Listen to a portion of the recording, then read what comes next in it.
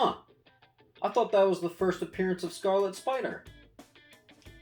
Oh, hi. You caught me making fun of CGC's inability to write proper comments on its labels.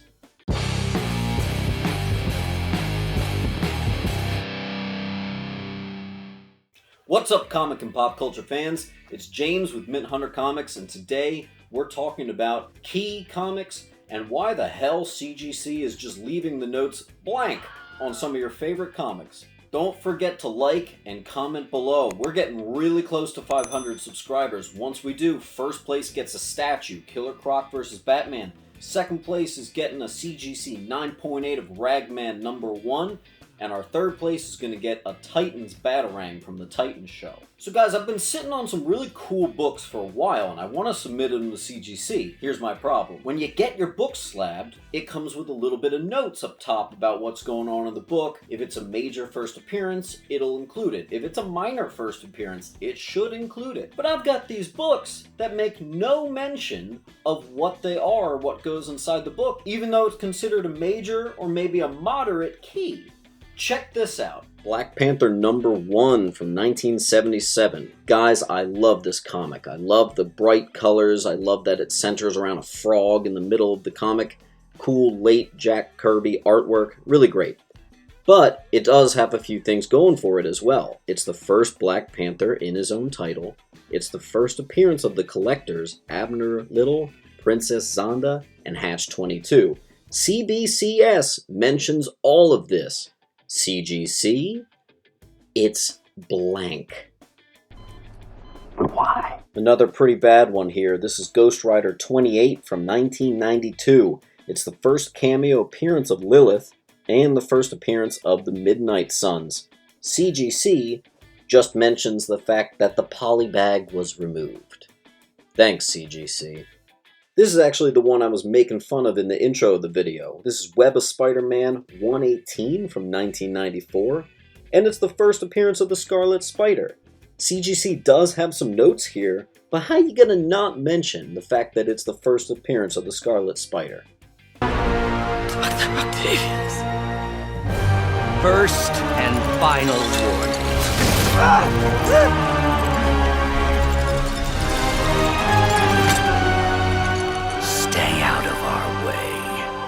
This one's a double offender. We got Justice League 50 from 2016. There's two major things that happen in this book. CGC label mentions none of either. Jessica Cruz becomes the Green Lantern, and it's the first canon mention of 3 Jokers, which is now a 3-part issue series by Jason Fabok. Are you freaking kidding me? Here we got Saga of the Swamp Thing 21. This is also Alan Moore's masterpiece with Swamp Thing. And it's revealed in this issue that Alec Holland truly is dead, and Swamp Thing is just a plant recreation of Alec Holland's memories. Such a huge key issue and a defining moment in Swamp Thing, and CGC says, meh, it's the origin of Swamp Thing.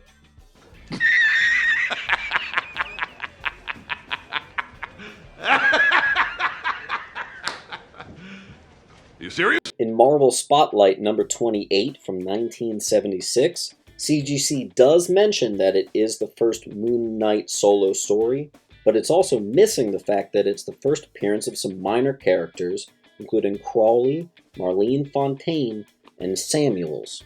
Whoops. The Question 33 from 1989.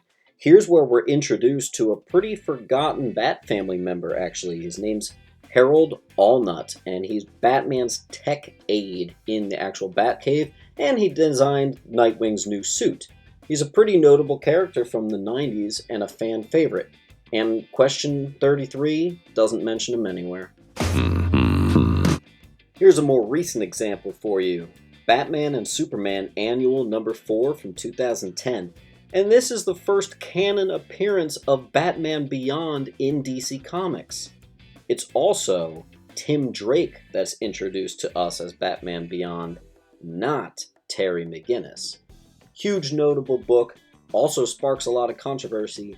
CGC left it blank. Come on, guys.